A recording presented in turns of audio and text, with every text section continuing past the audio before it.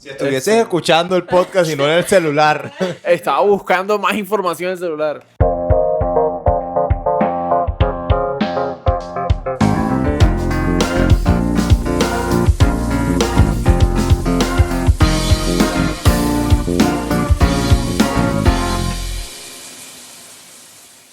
Aprovechamos este momento para reunirnos y hacer un homenaje para lo que vendría a ser la temporada más importante para Valerie este año. Yes. Y todos los años. Y se nos está acercando Halloween. Yeah. Entonces, desde ahora vienen los clichés de las brujitas, los fantasmas, las calabazas por todos lados. Oye, hablando de las calabazas esas, ¿tú sabes de dónde provienen? O sea, ¿por qué relacionamos las calabazas con Halloween?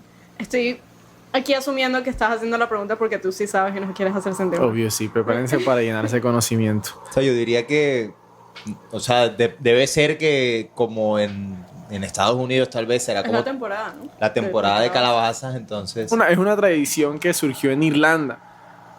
Y es como que está basada en una historia de alguien llamado Jack que hizo un pacto con el diablo, que salió mal, se vio condenado a rondar una noche eterna, iluminando su camino con una calabaza que tenía un carbón, con un carbón encendido adentro. Entonces era prácticamente una lámpara.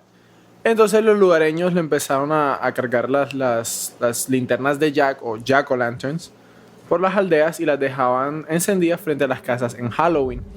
Y se suponía que representaban seres sobrenaturales y que servían para ahuyentar espíritus. O sea, los lugareños, como por la anécdota esta, en Halloween lo que hacían era que ponían como lámparas parecidas como para hacer creer a los vecinos que ahí estaba el tal Jack. Epa, y entonces...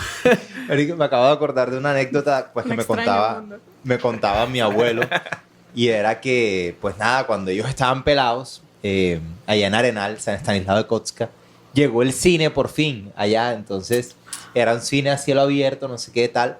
Y cuando se acababan las películas, pues una vez lo hicieron con los amigos, era que mientras todo el pueblo estaba en la sala de cine o en el auditorio viendo las películas, ellos cogieron muchas tortugas, morrocoyas, y le pusieron arriba a cada morrocoya una velita.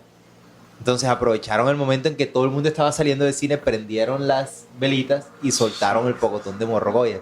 Entonces, claro, es un pueblo, se imaginarán, hace no sé cuántos años no había luz eléctrica. Y de repente vas saliendo de cine de verte cualquier película y ves un pocotón de lucecitas caminando así. Bueno, fue la conmoción en el pueblo, la broma esa de mi abuelo. Pero bueno, queríamos aprovechar que se está acercando Halloween para tener un especial de Halloween. Modo Los Simpsons, ¿se acuerdan de esos especiales? Sí. Por Más o menos, supuesto. no me veía casi los Simpsons, pero sí sé de qué hablas. Otro de esas referencias a las cuales necesito a alguien más contemporáneo en este podcast para poder hablar. Pero bueno, queríamos empezar como con 2 episodios especializados, enfocados en Halloween. Y este primer episodio queríamos hacerlo direccionado al cine, a lo que nos gusta tanto. Y de pronto hacer como pequeñas sinopsis, recuentos, anécdotas que hemos tenido con películas y series de miedo, de terror. ¿En verdad el género se llama terror o...? Terror, horror. Es terror, horror. Porque también Como hay un sus género que son variaciones, thrillers. suspenso, thriller. Yo cuento thrillers como un subgénero, diría yo. Sí. El género superior. No, yo estoy muy emocionada por este episodio porque es de mi género favorito. Yo lo hablé en el episodio de cine, en el episodio de series. El mío es de mis géneros favoritos, a pesar de que mucha gente, incluso gente, cineastas y vainas, tiende a menospreciar ese género. Tienden como que a ver como que, no, es como un entretenimiento barato o lo que sea. Pero Y es que me da una rabia. realmente el entretenimiento básico del cine es un entretenimiento barato, ¿no? Uh-huh. O sea, obviamente ahora se han llegado a grandes producciones que logran llevar ese entretenimiento basado en lo magnífico, digamos. Uh-huh. Si ves una película de Marvel, que es una vaina magnífica que te mantiene entretenido, pero en sí el entretenimiento puede venir de un diálogo básico. Entonces, Sí. Que deslegitimicen el terror como un género de entretenimiento, ¿Sabes qué? me parece que, no sé, está mal direccionado. Sí. No sé si me estoy saliendo un poco del género, pero hablando de eso de cine barato y como ahora la mayoría de las películas tienen como esa producción tan costosa, hace unos días me vi en Netflix una película con Jake Gyllenhaal que se llama The Guilty y es una película que toma lugar en el mismo lugar, o sea, no hay efectos, no hay nada, es solo Es un el man de este man que recibe una llamada que del 911. recibe una llamada al 911. Buenísima, Y buenísima. toda la película gira en torno a esa llamada y es en el mismo cuarto. Y es increíble porque la película dura las 2 horas, pero las 2 horas te tiene metido completamente. Y pues es evidentemente una producción que no es costosa. O sea, lo más caro pudo haber sido simplemente el equipo de trabajo. Y el pero actor. Y el actor que, pues, ajá.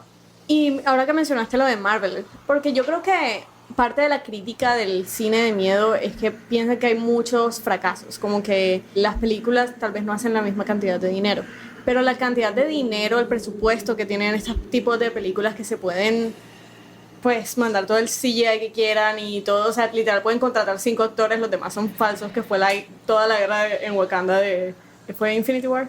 Sí. Y Endgame. Sí. Exacto. Ajá. Todo ese presupuesto no lo tiene el cine de terror. Y yo creo que algo importante que recalcar es el que quiere hacer cine de miedo es porque en verdad quiere hacerlo.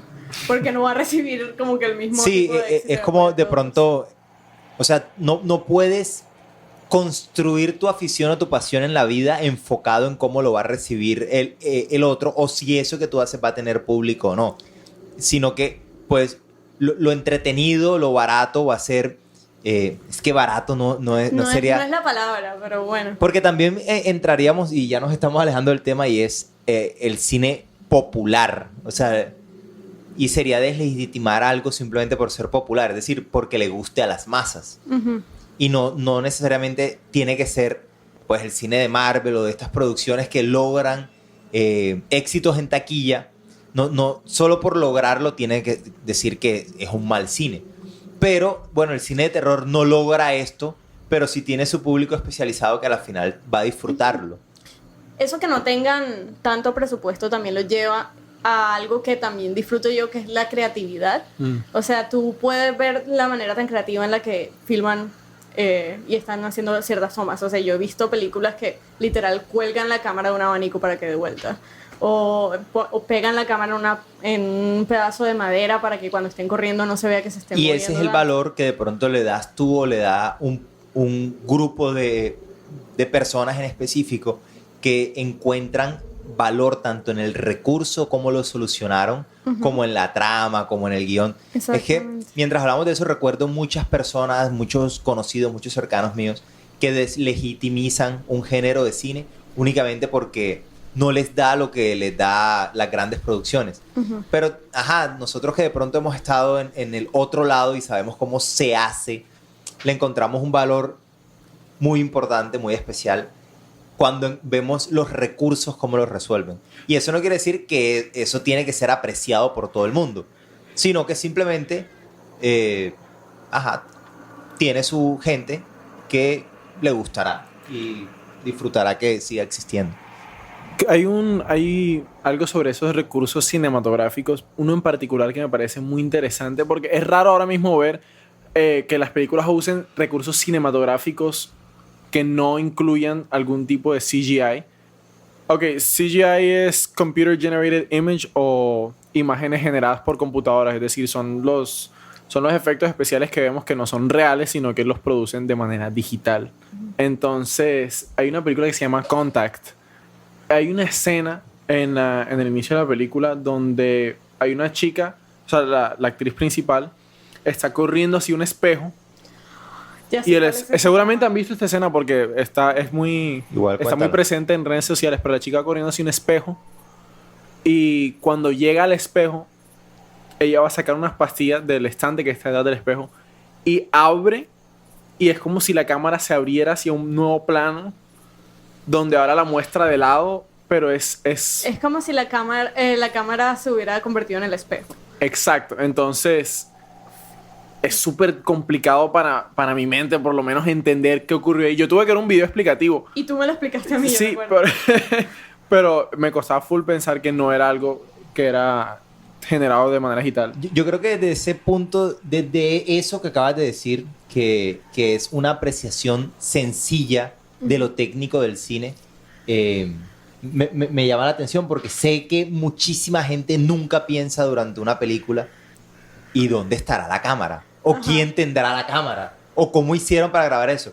Y por una parte, cuando yo empecé a estudiar cine, era como un peso, porque yo decía, ya yo no me disfruto una película, sino que estoy analizando la parte de la elaboración de la película. ¿Sabes que yo pienso que eso simplemente es un valor agregado en las películas, saber del proceso técnico que hay detrás de ellas? Yo recuerdo cuando voy a cine contigo y estamos viendo una película y decimos como que, mira, este plano ha durado 2 minutos, es un plano secuencia, es increíble, no sé qué, y mira cómo juegan con tal y las cámaras, no sé qué. Entonces creo que es chévere también ver esas cosas. También está esa apreciación hacia la parte técnica y hacia el arte que lo está haciendo, no solamente entretenimiento. Será por eso que nos vemos tantas veces las películas que a cada uno pues le gusta, porque claro, una vez estás enfocado en la historia, otra vez estás enfocado en la dirección de los actores, otra vez estás enfocado en la fotografía, otra vez estás concentrado en la música. Y es que cada vez la puedes ver desde una perspectiva diferente. Y yo que bueno, me enfoco también 1 o 2 veces en leer los subtítulos, algo que ustedes no. Pero bueno, hey, vayamos y si ustedes tienen tal vez, de pronto quieran empezar con alguna película que para ustedes sea como de culto dentro del medio de... Yo quisiera, porque no quiero soltar completamente el tema de estas imágenes generadas de manera digital. Entonces quisiera ingresar al tema que es Halloween y el suspenso, con una película que se llama Annihilation, con la actriz ¿Se principal. llama cómo? Annihilation, como aniquilación. Gracias. Entonces, la actriz principal es Natalie Portman. Excelente. Pues trata como de...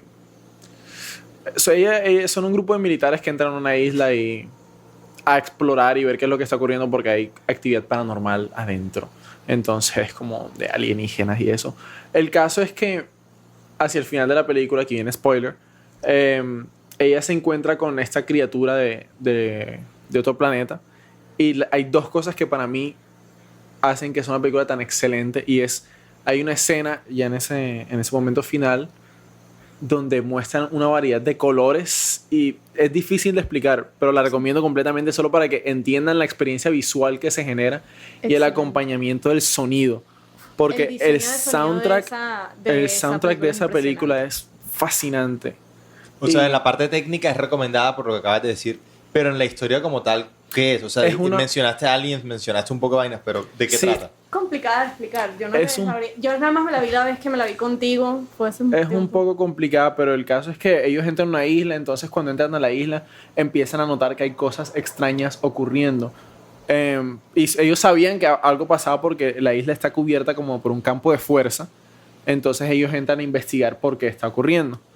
Entonces entran y duermen, y cuando se duermen, pues cuando se despiertan se dan cuenta que pasó un día y no tienen memorias del día anterior. O sea, ya ahí empiezan a notar que hay algo extraño, se empiezan a mover y hay un caimán, era un cocodrilo de un tamaño absurdo. Sí, ahora estoy tratando de recordar todo y todo suena, lo que tú dices, todo suena absurdo, pero es excelente. Todo suena mal. Sí. ¿Sabes? Yo, por ejemplo, yo no me la he visto en lo personal. Sé que está en Netflix.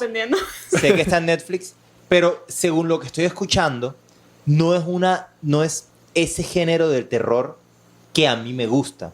Ahora bien, es una recomendación de ustedes y obviamente la voy a ver. Y es lo que ustedes dicen, hay muchas cosas que es lo que más detesto yo, haciendo un paréntesis, de recomendar algo. De ese quien recibe tu opinión que solamente la descarta porque sí. O sea, como que al momento de tú recomendar algo no solamente estás diciendo esto me gusta y ya, sino como que viene a través de un proceso crítico tuyo profundo. Y si lo estás recomendando es porque algo de valor hay ahí. Entonces, a mí no me gusta eso cuando hey, recomendé una película tal. Ah, pero esa es malísima. Entonces no me preguntes una verga. Che, ¿sí me vas a entender? Sí, literal.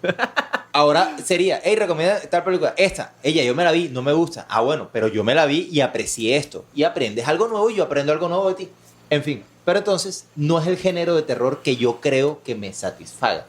A mí me gusta mucho y creo que mi inspiración inicial dentro del mundo del terror fue por libros, por cuentos, por lecturas. Leía mucho Edgar Allan Poe, H.P. Lovecraft y Stephen King. el maestro, el papá. Antes de pasar a una siguiente película, quiero mencionar que si te gusta Interstellar, por ejemplo, que es una película ya más conocida, y recuerdas la escena ya final donde tienes este set de visuales y el soundtrack que combinan con ellos, que es espectacular. Si te gusta eso, entonces Annihilation es una película que debes ver, o sea, definitivamente. Igual también quiero apuntar algo, porque estábamos hablando de que no, que hay muchos fracasos dentro del cine de terror y que pues tal vez no tienen los mismos budgets y no vas a esperar como que lo mismo con una película que tenga un gran budget como o presupuesto como una película de Marvel. Pero también se han dado casos de que las películas más exitosas que han salido en algunos años han sido de miedo. It, a pesar de que pues a muchos no les gustó, fue un éxito. Hablando de Stephen King. Hablando de Stephen King. También, pues, A Quiet Place, no sé si la han visto. Sí, Un lugar sí, silencioso. es buena. Excelente película. 2 actores muy buenos, que también es raro ver en esto. No que los actores sean buenos, sino que sean actores con tanto éxito que estén haciendo esta película, que es John Krasinski y Emily Blunt. Esta película creo que tenía como 17 millones en presupuesto, lo cual, pues, suena, cuando lo escuchas, suena bastante. Pero si te pones a compararlo con otras películas que estaban saliendo en ese mismo momento, no es casi nada.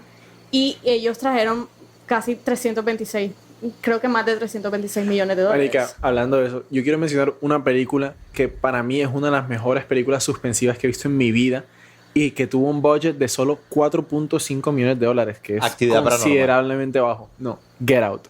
Get Out, increíble. Es ¿Cuál un es presupuesto. Get Out es la de un man que va con su novia a la casa de los papás y ellos terminan siendo unos psicópatas ¡Guau! Me acuerdo que toman Sí, control de los cuerpos de hombres negros. de hombres negros, sí. Sí. Ya la recuerdo. Entonces es una película que generó 176 millones de dólares, pero solo tuvo 4.5 millones como budget. Y también fue el debut de Jordan Peele como director. Epa, que es espectacular. Bueno, Excelente, porque yo lo conocía como comediante. Como y ahora comediante está haciendo con películas Key de and Peele, miedo, sí. imagínate. quisiera que no solo mencionáramos películas, sino que como que cada vez que pronunciáramos un nombre de una película, por lo menos como que hiciéramos una pequeña sinopsis. Sí, Y es quisiera como importante. unir los dos temas que estamos hablando en una película en específico, que es Actividad Paranormal, que obviamente creció tanto ese subgénero dentro del género, que ya va como por Actividad Paranormal, no sé, 5 o 6. Pero en un primer momento era la unión esta de ser recursivo con cómo generó un ambiente de terror. Y si recuerdan Actividad Paranormal, porque es que fue muy, muy popular. Creo que de ahí saqué lo de la cámara que estaba en el abanico. De hecho. Ajá, bueno, Sí. listo. Entonces, ¿qué hicieron ellos? Dijeron, ¿de qué manera podemos contar una historia de la forma más terrorífica posible? Pues no utilicemos cámaras de cine, sino que emulemos que esas cámaras son las cámaras de seguridad dentro de una casa y contemos la historia. Entonces, Actividad Paranormal recomendada, Sí. un muy buen uso de cámaras, y la historia de qué va no recuerdo. Sé que en la Increíble. cuarta o quinta película E algo como de increíblemente, Actividad Paranormal, la primera, pues, tuvo un presupuesto de tan solo $15,000, Ujú. que es increíblemente bajo. Creo que Sí, es... exacto. Y ahí entra todo lo que yo decía del presupuesto. O sea, es que siento que este género tiene todo en su contra. Porque como no tienen casi presupuesto, la academia y la industria en sí tiende a menospreciarla. Entonces terminan contratando a actores no muy buenos. No tienen buenos equipos, no tienen para efectos especiales y no sé cosas. Y con todo y eso, es un éxito dentro de su pues culto. Sí, y ha encontrado ahora mismo el cine de terror, creo, que es un espacio que lo valora mucho. Y bueno, le ha tocado evolucionar, y pues, en la evolución es donde está la sostenibilidad, y ha evolucionado hacia las series. Ujú. Y ha encontrado una muy buena acogida en las plataformas de streaming. Especialmente Entonces, Netflix, por siento ejemplo, que ha sido un Netflix éxito. viene a ser la parte de la producción de entregar responsabilidad económica a ideas de películas de terror. Como por ejemplo, Haunting of Hill House es de mis series favoritas en Buenísimo. general, ni siquiera dentro del género. En general, Sí. excelente. Me encanta la historia, me encanta casi todo. Últimamente todo lo que está haciendo Mike Flanagan me ha gustado. tuve conflicto con Midnight Mass, me la vi con Juan, no sé tú qué opinas de eso, pero, o sea, puedo apreciar cosas que tal vez en ese momento, así apenas me la terminé, no lo aprecié mucho porque es como lo que tú decías, no es el tipo de terror que a mí me gusta. Pero bueno, de la serie, ¿qué tal? Cuéntanos un poquito de cómo va la primera de Haunting of Hill House. Haunting of Hill House. Haunting of Hill House se trata, bueno, gira alrededor de la familia Crane, está basada en un libro de, creo que se llama Shirley Jackson, me corregirán, no sé.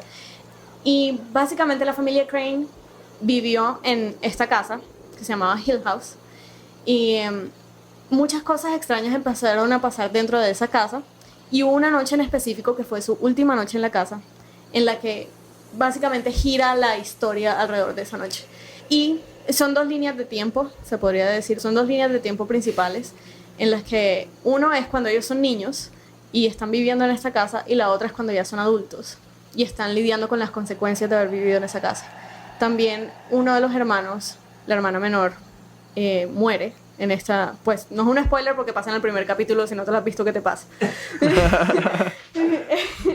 Me encanta este género de cine o de narrativas de terror en la cual, y creo que todos cuando estamos viendo la película o la serie nos lo preguntamos, o sea, el género es, o la narrativa es, una familia se muda a una casa y empiezan a ocurrir cosas extrañas y hay una niñita o un niñito que es el primero que tiene contacto y pero los papás no le creen. Sí, y entonces sí. uno como espectador dice, ¿pero por qué no se mudan? Pero claro, yéndolo... Y siempre la excusa es todos nuestros ahorros están aquí, claro. Entonces, claro, tú lo ves desde afuera o tú dices, ese guionista, que pues ya la misma historia de siempre, pero cuando te das cuenta que historias como Amityville son basadas en la vida real, o sea, no es como que, hey, esto fue una idea que se le ocurrió a un guionista, no. Eso pasó en la vida real y lo adaptaron a cine. Sí. Exacto. Entonces es extraño como esta línea de sucesos que ocurren en casas un poco paranormales en Estados Unidos y han desarrollado tantas. Bueno, y Haunting of Hill House tiene una segunda parte, ¿o cómo es? Hay una como antología que se llama la antología de Haunting. Entonces son historias diferentes. Más o menos si se han visto American Horror Story es algo parecido, que cada temporada es una historia diferente. Que pueden entrelazarse, sí, hay cosas en común, pero son historias completamente diferentes. Se repiten actores de la primera temporada, pero están haciendo personajes diferentes. Entonces la segunda se llama The Haunting of Bly Manor. Toma lugar en Inglaterra. Se trata de Dani. Dani... Shout out to Dani. Victoria Pedretti, definitivamente. Es el mismo Dani de The Shining, ¿o no? No. De pronto era como un homenaje o algo, digo, porque dentro del Hill género hay mucho respeto por otras hacen películas. mucho de eso. En Get Out hacen mucha referencia de Shining. En Hill House hacen referencia de Shining. Nada más con el Red Room, que es como, pues, sí, si se han claro. visto de Shining y se han visto, saben que es The Red Room. Dani es una niñera, se puede decir, bueno, es una profesora estadounidense que vive una experiencia traumática y se muda a Inglaterra y encuentra un trabajo como niñera y pues también les tiene que enseñar a estos niños en una casa súper linda en el country de como que en la parte campestre de Inglaterra. Y ella dice, o sea, parece como que el lugar perfecto para trabajar, pero sin embargo nadie se ha quedado con el trabajo. O sea, llevan no sé cuántos meses ese trabajo ahí puesto y nadie lo ha cogido. Ya uno como espectador dice, no lo hagas. No lo hagas. Bueno, entonces Dani al fin llega a la casa y tiene que enseñarle a estos 2 niños y tiene que cuidar de estos 2 niños. Y definitivamente es la misma situación de cosas extrañas empiezan a suceder dentro de la casa. Creo que había otra niñera anteriormente y creo que, pues nada, la niña que ella está cuidando siempre le hace como comentarios extraños acerca de la otra niñera. Y bueno, como si estuviera presente, como si estuviera ahí. Aunque de cierta el manera. punto es que, para más información está en Netflix. Y bueno, esas 2 series se entrelazan en ciertas cosas, como por ejemplo juega mucho con las líneas de tiempo, juega mucho con la idea de que el tiempo no es algo lineal. Pero es súper chévere porque las combinan, pero no de una manera obvia. Exacto. O sea, y hacen referencias, por ejemplo, hay muchas referencias en Bly Manor a Hill House. algo que tiene esta saga de temporadas de Hill House es como los personajes escondidos, de los cuales hay una cantidad. O sea, tú te puedes repetir la serie 10 veces y aún así no encontrarás todos los personajes que escondieron. Que son personajes, algunos que mencionan durante los episodios, pero... Tienen su historia. Tienen su historia. Entonces ahí hacen como pequeños comentarios sobre ellos y tú los ves por ahí en la casa. Antes de pasar a lo que es The Shining, sí quiero hablar un poquito de Haunting of Hill House y Bly Manor, porque son una de las series más espectaculares que me he visto en cuanto a suspenso. Tanto que recuerdo cuando me estaba viendo Haunting of Hill House, que me la vi solo en mi casa, había momentos en los que simplemente se construía tanto suspenso, porque ni siquiera era que tenía miedo, pero es que la tensión que me generaba en algunos momentos de la serie me obligaba a frenar. O sea, yo decía, yo necesito como un descanso de esto porque, o sea, no estoy respirando ahí. Entonces, me parece espectacular que una serie pueda hacer eso. O sea, puede lograr que te sientas así. Entonces, recomiendo mucho esa saga. Y creo que aquí viene la crítica más fuerte que tenemos los que apreciamos el cine o las narrativas de terror, y es muy aburrido el susto fácil. Lo que ustedes hablábamos en un episodio, que era el plot, no sé qué, es decir... Jumpscare, ¿no? Jumpscare. Eso. Sí. Simplemente como que empieza música de tensión, normalmente repetitiva, chan, chan, chan, chan, va subiendo en volumen, se va acercando la cámara, un plano generado, un primer plano, y te cambian el plano, suena la música más alta y presencia de monstruo o vaina paranormal. Entonces, me asusté. Sí, pero el cine de terror no es el susto fácil, es la construcción alrededor y de pronto mantenerte en un estado de vigilia constante, no asustarte fácilmente. Bueno, y la otra serie que hizo Mike Flanagan también para Netflix, que fue Midnight Mass. Ok, Mike Flanagan es el director de Haunting of Hill House y Haunting of Bly Manor. También hizo otra serie que salió hace poco, que es Midnight Mass. No es mi tipo de terror, porque tiende a ser muy visual. A mí me gusta más que jueguen jueguen conmigo psicológicamente. Bueno, pero o sea, tiene cosas chéveres, tiene como buen comentario hacia la religión también. Sí, tiene una carga muy, muy religiosa. Sí, que pero de hecho no está solo muy tan enfocada en la religión que se maneja por este lado del mundo, que siento que es algo que también tiene mucho el cine del terror, que es como que, o por lo menos hay todo un subgénero que utilizan la fe para asustarte. Y entonces como todas esas películas de exorcista, todas las películas del Conjuro, todo. Y siempre tú ves que la solución es un tipo con una cruz o alguien haciendo un exorcismo, un padre. O sea, pero como que ignorando completamente todo el resto de la religión. A mí me encantó el comentario que tú hacías o el análisis que hacías de este subgénero de lo que dices, que utiliza la religión y los temas religiosos como desarrolladores de miedo. Y es que tú me decías, pero claro, ¿cómo no lo van a hacer si tienen el mejor villano del mundo? Exacto. Y es un villano en el que ya tú estás jugando con los miedos que ya las personas tienen. O sea, simplemente ya mucha gente tiene este miedo al castigo, el castigo eterno. Entonces simplemente pulsar esos botones, ya saben qué hacer. Claro, o sea, claro. Tienen el trabajo cortadito ahí. Entonces es muy fácil jugar. Yo creo que en un momento lo hablaba con Valerie de manera de chiste. Y era como que tal vez estas películas, El Exorcista, El Exorcismo de Emily Rose, etcétera, era como el Marvel para las personas fanáticas religiosas, porque al final estás viendo la representación en cine de lo que es tu máximo miedo, que es decir, el diablo, la carga del infierno después de tu muerte, y ese que es el máximo enemigo que has visto toda tu vida, se mete dentro de otra persona, la posee, y entonces claro, viene el superhéroe, que pues podría ser para ustedes Stark en Marvel, pero acá viene también con sus herramientas, con el agua, tal. Entonces, y hay una lucha, hay una batalla. Normalmente, por ejemplo, el exorcista tiene su batalla, le vomitan, claro. El man. Sí. Y entonces, dentro de para un fanático religioso, es una representación visual de una lucha casi que de superhéroes, ¿no? Sí, me encanta la conexión. Exacto. Sí, Iron Man puede que tenga misiles, pero puede ser, tiene agua bendita, ¿sabes? sí, es que yo vi algo, y yo creo que así empezó el tema. Yo vi algo el otro día que decían como que, no, sí, los católicos, ¿saben? Los héroes de las películas de exorcismos, pero los villanos de eventos en el mundo y la historia. Entonces, Entiendo. Right. sí, entonces de ahí viene eso. Yo a veces hasta me pregunto por qué en la Iglesia Católica también critican mucho este género, pero yo a veces me pregunto como que ellos tendrán que ver algo con eso, o sea, ellos ganarán algo o invertirán algo para esto, porque literal son los héroes. Son buena los- publicidad buen ahí, mercadeo. Sí. Igual dentro de la misma iglesia católica, estos temas de exorcismo y eso es muy tabú, ¿no? O sea, No sé, ¿alguna vez ustedes han hablado con un padre sobre exorcismos? no. Si se dan cuenta, porque nosotros, por ejemplo, pues Teo no, pero yo llevo 30 años practicando la religión católica desde el colegio y tal, y nunca en una misa se han desarrollado esos temas. Es algo como un tema un poco del que no se habla. Creo que no se Y habla. si se tiene conocimientos a través de películas. Sí, exacto. Sí, Pues estoy cayendo en cuenta ahora. No es algo que me cargue y que haya estado pensando en mi vida. Ahora estaba pensando en eso.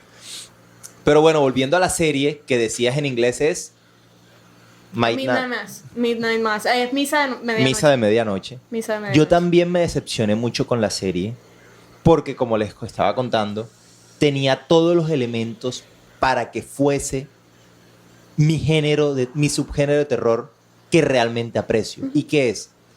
Es un pueblo el cual transcurre en una cotidianidad constante y en el cual empiezan a ocurrir sucesos que para ti como espectador son extraños, pero para dentro de la realidad de ese entorno son normales.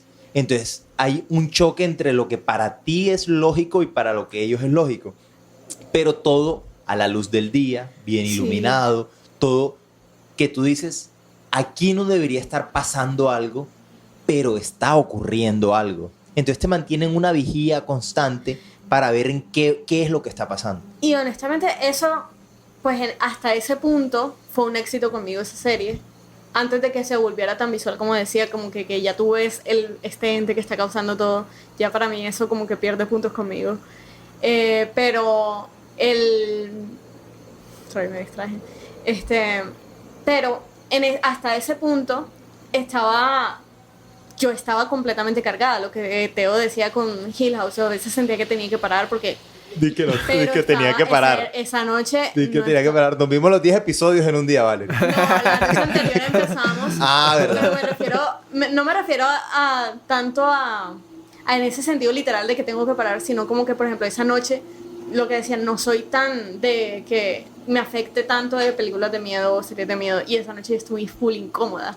Y estaba pensando mucho en eso porque no habíamos llegado a esa parte. Al otro día la terminamos y ahí sí fue. Y entonces, Haunting of Hill House, Haunting of Bly Manor, bueno, y Misa de Medianoche, las tres las encuentran en Netflix y el director es Mike Flanagan. Yo quisiera hacer algún comentario sobre Midnight Mass, pero no me la he visto precisamente porque cuando ustedes se la vieron, la manera en la que yo la entendí es la que ustedes no la recomendaban. Ahora, comentas de algunas cosas que para ti fueron un éxito de la serie, entonces ahora quedo un poco confuso y no sé si cualquier oyente también quedó confuso, pero entonces, ¿hay que verla o no hay que verla?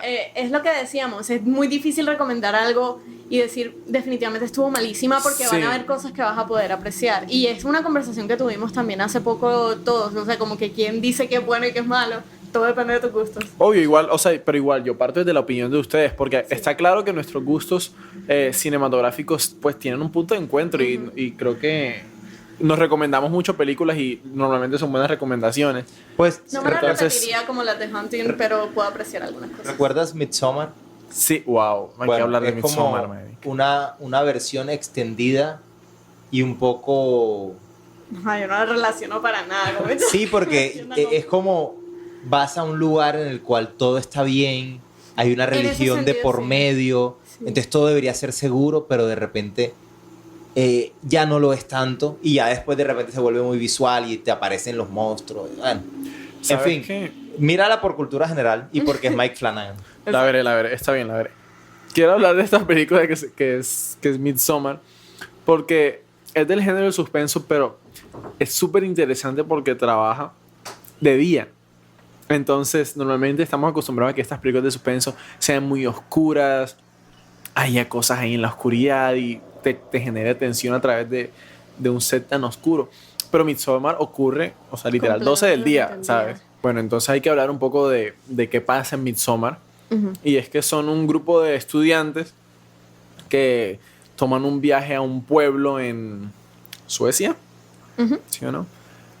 Y es la familia, se reúnen con la familia de uno de estos estudiantes que está allá en Estados Unidos de intercambio, se van a su pueblo natal a celebrar alguna festividad que tienen ellos. Y entonces es un festival de varios días donde se visten de blanco, se reúnen, comen, bailan. Entonces todo es agradable hasta que de repente todos se reúnen a ver como prácticamente 2 personas se suicidan. Entonces como que esto ya para estos chicos es un choque súper grande, claro, porque pues acaban de ver a 2 personas morir. Y es súper gráfico esa escena en realidad, me pareció que estaba muy bien construida. Los intenta calmar explicándoles que como parte de su cultura y que las personas que se suicidaron pues están dispuestas a morir porque saben que ya les había llegado su momento y tal. Entonces como que hasta ese momento todavía es entendible lo que está ocurriendo, pero ya luego se pone mucho más densa la cosa porque empiezan ya a secuestrar a estos muchachos, los empiezan a asesinar, algunos hacen cosas que no deben. Entonces se construye una muy buena película de una manera interesante, y es que es de día. Yo creo que en esta película juega con algo que es como que el choque, por decir, es que no sé cómo decirle, como una colisión entre lo que estás viendo y cómo te estás sintiendo, lo que estás escuchando. Son como que no te dicen cómo te debes sentir. No es como, por lo menos con la música, no hay como una paleta emocional muy clara. Y desde el principio te está mostrando este conflicto. O sea, tú ves que cuando, por ejemplo, al principio de la película, la razón por la que Dani termina yendo todo ese cuento, también se llama Dani, por cierto, no simplemente ahí estoy está. utilizando Shout out, como ustedes Dani. dicen, para The Shining. Bueno, dale. Ella pasa por una tragedia, los papás se mueren, la hermana creo que los mata o se suicida. Sí. Entonces muestran esta escena antes de presentar el título de la película, a Dani llorando y todo eso, y la música no es necesariamente triste ni de miedo específicamente, y de repente empiezan a sonar como unos tambores. Entonces parece como que o sea, la escena es súper triste, la música te está mostrando algo que es como si se estuviera preparando para una batalla, que supongo que también nos están preparando para lo que viene.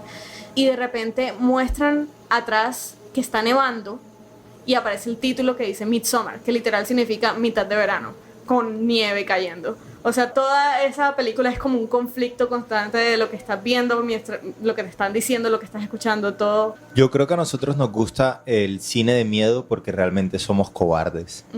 Esa es mi teoría. Porque a la final encontramos que tenemos un escudo que es la pantalla. Y sabemos en cierto punto que por más que nos involucremos en lo que estamos viendo, estamos fuera de ello. ¿Sí me va a entender? O sea, como que realmente eso no nos va a pasar a nosotros, aunque queramos involucrarnos 100%. Entonces mi ejercicio mental, normalmente en las películas, es si yo realmente pudiese atravesar esta barrera, este escudo y estar allá adentro en esa situación, ¿cómo lo resolvería?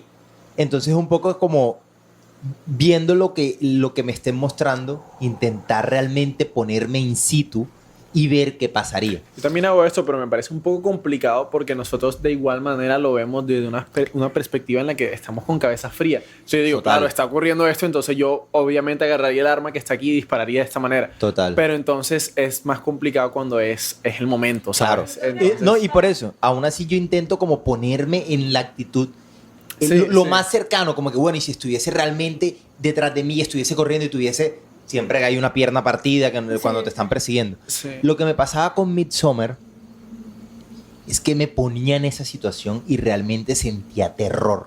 O sea, Sí. en el ejercicio mental de ponerme ahí, quería salirme de ahí, porque no sabría cómo resolver la situación que se está dando. ¿Sí me va a entender? No sabría, estando ahí, qué hacer. Marica, yo también, Y eso me causa pánico profundo. yo también cuando pensé en ese momento, mi solución hubiera sido la similar a la de los 2 chicos que dijeron que se iban a ir, pero cuando se intentaron ir, pues los atraparon. Pero entonces, honestamente, creo yo que la mejor solución hubiera sido irse sin avisar. O sea, encontrar el momento para salir de ahí y pues, marica, desafortunadamente dejar a todo el mundo botado, porque es que no hay de otra. Porque si organizas algo, alguien sabe, y si dices que te vas, pues te clavan.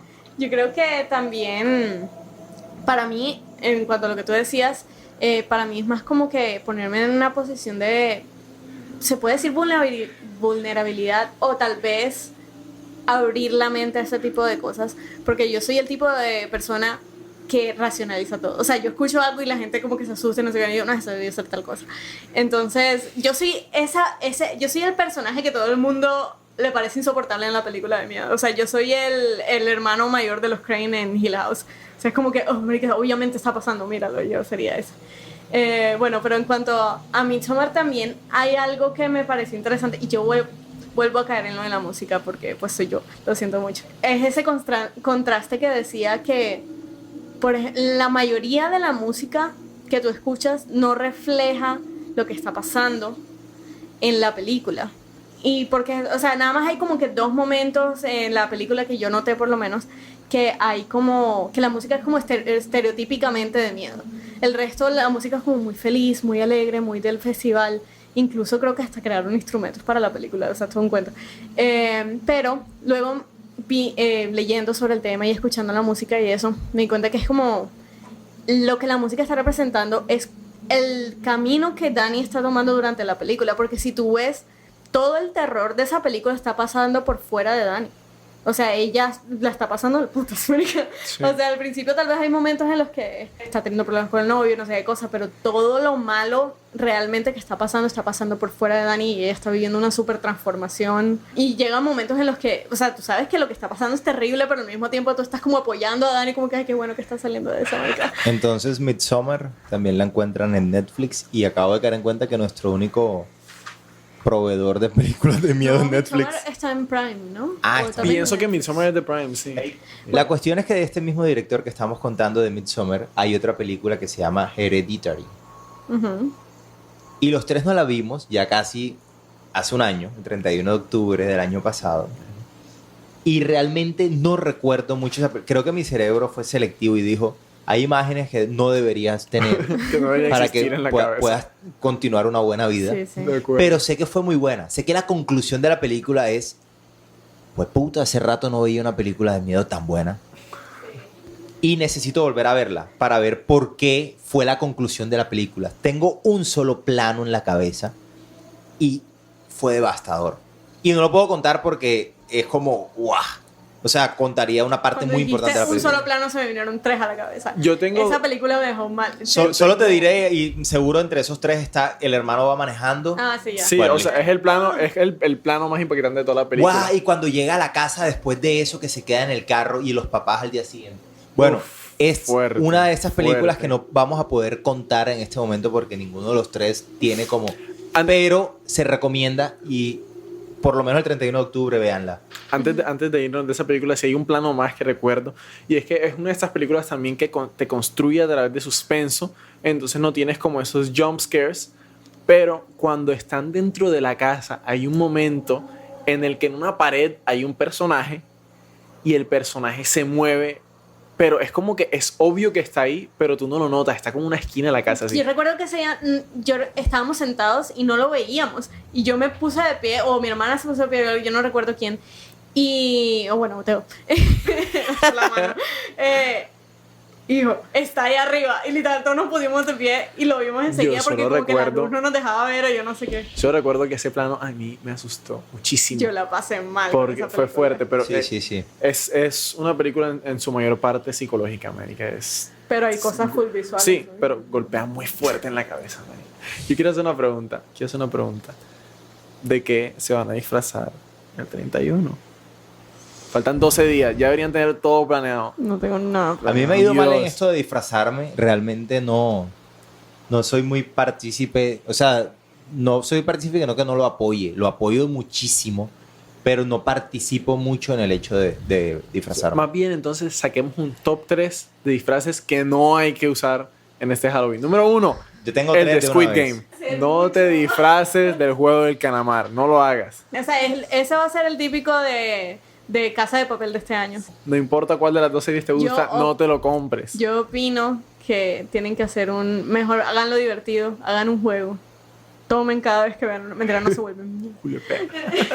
Ey, en este episodio Teo no dijo gimnasio. Wow. ¿De qué te vas a disfrazar? De bodybuilder de Arnold. No. Pues, viste, propusimos una dinámica y después viene este episodio y Teo no dice gimnasio ni una sola vez. Increíble. No, Quería- tenemos como que todo Es que un ya podcast hicimos que todo creo un que no va a episodio salir. sobre el gimnasio que yo no sé qué le pasó. Sí, no sé si va a salir o Pero no. tendremos un compilado de episodios que no van a salir y seguramente yo estaré hablando mucho del gimnasio, así que no te lo pierdas, no te lo pierdas. Bueno, ya que Teo habló un poco acerca de Midsommar y Valerie nos habló acerca de Mike Flanagan, yo quería aprovechar para contar un poco acerca de una de las películas que fue de culto para todos los que nos encanta el género del terror. Y personalmente para mí me la disfruté muchísimo porque cuando tuve la edad de ver la película, no tenía este acceso a cambiar constantemente de material cinematográfico. Entonces puede que por 3 años fue una película la cual vi muchísimo y disfruté demasiado. Sobre todo porque empecé a valorar lo que era los puntos de giro en la narrativa dentro del cine. Y The Others para mí creo que edificó muchísimo Yo creo- de cómo cuento yo las cosas, cómo cuento las historias que me pasan. Y cuando tuve la posibilidad de hacer cine, cómo redactaba los guiones. Porque me encantaba esto de que por mucho tiempo de la película te tengan creyendo y te edifiquen toda la historia en una línea. Y al final te hagan entender que no iba por ahí. En el mismo tiempo de The Others hubo algo muy parecido que fue El Sexto Sentido, Ujú. que ya esto no será spoiler para nada porque todos sabemos qué Por ocurrió, favor. pero la cuestión del Sexto Sentido es que es un niño el cual pasa durante toda la película hablando con... ¿Cómo es el nombre del actor? Bruce Willis. Bruce Willis, eso.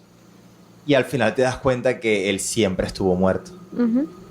Y el único que lo podía ver era el niño. Y ya después analizas cómo fue toda la estrategia y todos los recursos que utilizaron para que nadie tuviese contacto con él mientras tú lo estabas viendo. Nadie dentro de la película, o sea, ningún otro Fuera del actor. niño. En fin.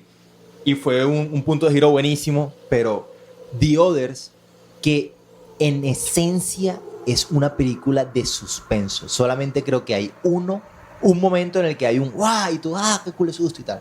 Pero el resto te mantienen. Bueno, ahí va. ¿Qué es The Others? Es una familia que vive en una mansión y tienen 2 niños. Los 2 niños, casualmente, tienen un padecimiento que son alérgicos a la luz. Entonces siempre toda la casa tiene que estar cerrada, las ventanas, tal, y la única luz que puede haber es una luz suave de velas. La película empieza con Nicole Kidman despertando de una pesadilla. Al final de la película te das cuenta que ella no está despertando de una pesadilla. Pero no quisiera contarles Sí. de qué trata The Others. Ese también es como el tipo de películas que creo que fue de las primeras películas del género que yo me vi, fue The Others. Y yo diría normalmente, esa salió hace muchos años, ya se la debieron haber visto, pero con todo y eso no quiero dañarla. Es como No, que no, vean. es que claro, es que es tan bien trabajado el punto de giro, porque mientras que Nicole Kidman construye su vida normal día a día, a la espera de un esposo que nunca llega, o que llega en un momento muy extraño porque él se fue a la guerra, y ocurre este juego entre habitaciones porque es una casa muy grande, entonces si los niños van a ir a la habitación del piano, antes tiene que ir la ama de llaves, cerrar todo y abrirle la puerta para que ellos vayan a la habitación del piano. Entonces si ellos quieren ir a la cocina, entonces la ama de llaves tiene que ir a la cocina, cerrar, y cada vez que ella sale de un cuarto tiene que cerrarlo con llave. Y entonces Nicole Kidman y sus hijos viven en esta rutina diaria de lo que les acabo de contar, pero la ama de llaves y el amo de llaves, que no sé cómo sería el nombre masculino, sí saben la realidad. Ellos son las únicas 2 personas durante la película, o sea, ni Nicole Kidman, ni los 2 niños, ni tú como espectador sabes qué está ocurriendo. Pero la ama de llaves y el amo de llaves sí saben qué está ocurriendo. Y claro, cuando la ves la primera vez no te das cuenta de todo lo que ellos hacen para demostrarte a ti como espectador que está pasando algo que no es lo normal. Pero ya cuando lo ves una segunda o una tercera vez, te das cuenta de la majestuosa obra que fue realizada, y tristemente no tengo el nombre del director. Sé que lo pude haber buscado en Google mientras hablaba, pero no voy a irme por el camino fácil. Sí, Jesus Christ, el nombre es Manoj. Manoj. Que es Pero le dice... Manoj. no Por quiero un ni siquiera momento leer pensé porque que es muy estaban haciendo difícil. una oración extraña. Es bien difícil el nombre, pero le dicen M. Night. Ok, M. Night Shyamalan. Ey, bueno, aprovechando ya para cerrar y que nuestro próximo episodio que queremos lanzar más cercano al 31 de octubre no es acerca de películas y series de miedo, sino de historias que hemos vivido, que nuestros amigos han vivido, y queremos como abrir un espacio en Instagram para que nos escriban historias de miedo que hayan vivido ustedes también. Si son nuestros amigos, pues mejor aún, para nosotros contarlas aquí. Solo que me acabo de acordar porque hoy me contaron una historia acerca de Alexa. ¿Saben? Este dispositivo de Google, Ujú. De Amazon. de Amazon. ¿El de Google cómo se llama? Google. Ah, bueno. Hey Google.